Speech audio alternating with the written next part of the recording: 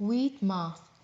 Nombres, chapitre 10, verset 1, chapitre 11, verset 23. L'Éternel parla à Moïse en ces termes. Fais fabriquer 2 trompettes d'argent martelées. Elles te serviront pour convoquer la communauté et tenir les signaux de départ aux camps. Dès que ces 2 trompettes sonneront ensemble, toute la communauté se rassemblera auprès de toi à l'entrée de la tente de la rencontre. Si on ne sonne que d'une trompette, seuls les chefs des corps d'armée d'Israël se réuniront auprès de toi. Quand vous ferez retentir un signal éclatant, les camps stationnés les partiront. Lorsque ce signal éclatant retentira pour la 2e fois, les tribus campantes au sud se mettront en marche. La sonnerie éclatante sera le signal de départ. Mais pour convoquer l'assemblée, vous sonnerez de la trompette sans faire entendre un son éclatant. Seuls leurs prêtres, descendants d'Aaron, sonneront des trompettes. Ce sera une ordonnance en vigueur à perpétuité pour vous et vos descendants. Lorsque vous serez installés dans votre épée et que vous partirez en guerre contre un agresseur, vous ferez retentir un signal éclatant de vos trompettes. Ainsi vous vous rappellerez à l'attention de l'Éternel votre Dieu, et vous serez délivrés de vos ennemis. Vous sonnerez aussi de ces trompettes dans vos jours de juillet, lors de vos fêtes religieuses et au commencement des mois, lorsque vous offrirez vos holocaustes et vos sacrifices de communion. Ce sera un moyen de vous rappeler au souvenir de votre Dieu. Je suis l'Éternel, votre Dieu. Le 20e jour du 2e mois de la 2e année, la nuée s'éleva au-dessus du tabernacle de l'acte de l'Alliance. Les Israélites partiront du désert au Sinaï, marchant d'étape en étape. La nuée s'arrêta dans le désert des Paran. C'était la première fois qu'ils levaient les camps sous ordre de l'Éternel transmis par Moïse. Le camp des descendants de Juda précédé de sa bannière se mit d'abord en marche avec ses troupes, comprenant les troupes de Juda sous les ordres de Naasson, fils d'Aminadab, les troupes de la tribu des descendants de Sakar sous les ordres de Nethanel, fils de Tsoa, et celles de la tribu des descendants de Zabulon sous les ordres d'Eliab, fils d'Elon. Après cela, le tabernacle fut démonté, et les Gersonites ainsi que les Mérarites se mirent en marche, en les portant. Puis le camp de Ruben se mit en marche précédé de sa bannière, avec ses troupes comprenant les troupes de Ruben, sous les ordres de Litsur, fils de Sédéur, des troupes de la tribu des descendants de Siméon, sous les ordres de Sélumiel, descendant de Tsurissadai, et celles de la tribu des descendants de Gad, sous les ordres d'Eliasaph, fils de Deuel. Ensuite, les Skéatites se mirent en marche, portant les objets sacrés. On devait monter les tabernacles avant l'arrivée des Skéatites à l'étape suivante. Ensuite, le camp des descendants d'Éphraïm se mit en marche précédé de sa bannière avec ses troupes comprenant les troupes d'Éphraïm sous les ordres d'Elisama, fils d'Amioud, les troupes de la tribu des descendants de Manassé sous les ordres de Gamliel, fils de Pédassur, et celles de la tribu des descendants de Benjamin sous les ordres d'Abidan, fils de Gideoni.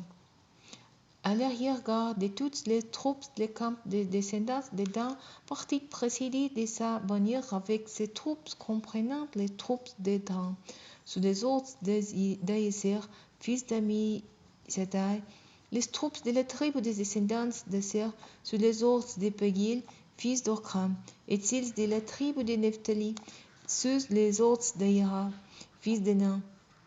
Tel était l'ordre de départ. Les Israélites répartis en corps d'armée lorsqu'ils levèrent le camp.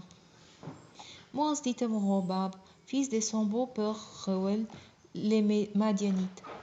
Nous partons pour la contrée que l'Éternel a promis de nous donner. Viens donc avec nous, tout temps trouvera bien, car l'Éternel a promis de faire du bien à Israël. Obab lui répondit, je ne te suivrai pas, je préfère retourner dans mon pays auprès de ma famille.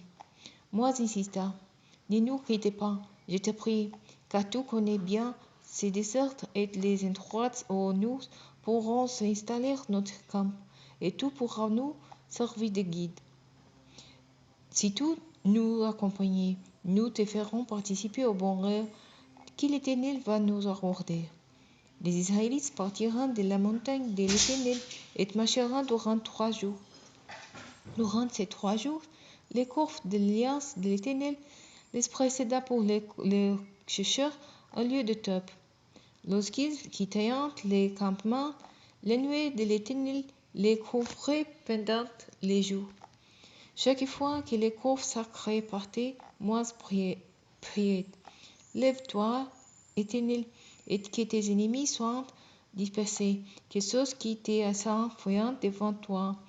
Et lorsqu'on les déposait, il disait, reviens, Éternel, auprès des multitudes des troupes d'Israël. Un jour, le peuple adressa d'amères plaintes à l'Éternel. Lorsqu'il les entendit, il se mit en colère et déchaîna les fautes contre eux. Déjà, le feu dévorait en extrémité du camp. Le peuple implora Moïse à grands cris. Celui-ci pria l'Éternel et le feu s'arrêta. On appela cela Tabéra, parce que le feu de l'Éternel s'était écrasé contre le peuple. Il y avait parmi le peuple un ramassis d'individus qui furent saisis de toutes sortes de désirs. Alors les Israélites, à leur tour, recommenceront à pleurer en disant, oh, si seulement nous pouvions manger de la viande.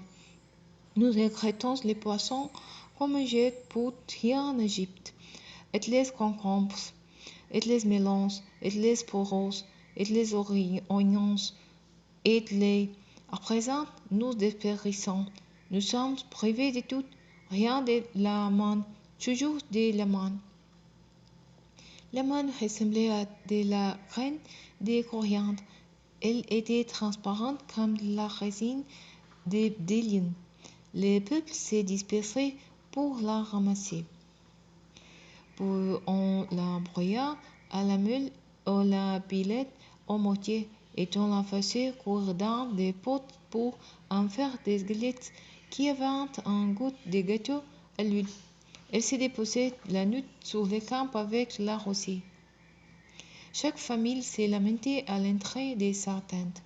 Moi j'entendis le peuple pleurer, et l'Éternel entra dans une grande colère. Moi j'en fus très affecté. Il dit à l'Éternel, pourquoi fais-tu du mal à ton serviteur? Pourquoi ne m'accordes-tu pas ta faveur? Comment peux-tu m'imposer la charge de tous ces peuples? Et c'est moi qui ai conçu tous ces peuples? Et c'est moi qui les mis au monde pour que tu me dises.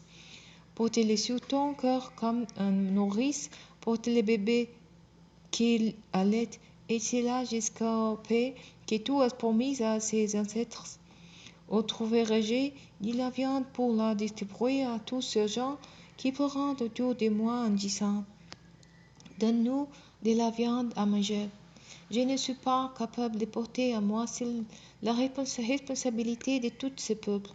C'est trop lourd pour moi.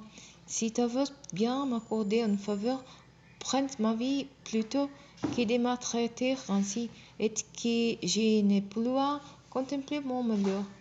L'Éternel répondit à Moïse, rassemble-moi 70 hommes choisis parmi les responsables d'Israël, des hommes que tu sais être des responsables et des chefs du peuple, et amène-les devant la tente de la rencontre. Que se tienne avec toi. Alors je descendrai m'entretenir avec toi. Je prendrai de l'esprit qui est sur toi et je le leur donnerai pour qu'ils portent avec toi la charge de ce peuple, de sorte que tu n'auras plus à la porter seul. Tu diras au peuple, Purifiez-vous pour demain, et vous mangerez de la viande, puisque vous avez pleuré aux oreilles de l'Éternel en disant, ah, si seulement nous pouvions manger de la viande. Nous étions si bien en Égypte. Eh bien, l'Éternel va vous donner de la viande à manger. Pas un seul jour, ni 2 jours, ni 5 jours, ni 10 jours, ni même 20 jours. Mais durant tout un mois, vous en mangerez jusqu'à ce qu'il vous sorte pas les narines et que vous en ayez la nausée. Car vous avez méprisé l'Éternel qui est au milieu de vous, et vous avez pleuré devant lui, en disant, pourquoi donc avons-nous quitté l'Égypte? Moi répondit, ce peuple dont je fais partie comme 600 000 hommes de pied, et toi tu leur promets, pour un mois entier, de la viande à manger. Abattra-t-on pour os des brebis et des bœufs pour qu'ils en ayant suffisamment? Et même si on leur pêchait tous les poissons de la mer, en auront ils assez? L'Éternel lui répondit, les bras de l'Éternel seraient-ils trop courts? Tu verras sans tarder si, oui ou non, ma parole s'est réalisée devant toi.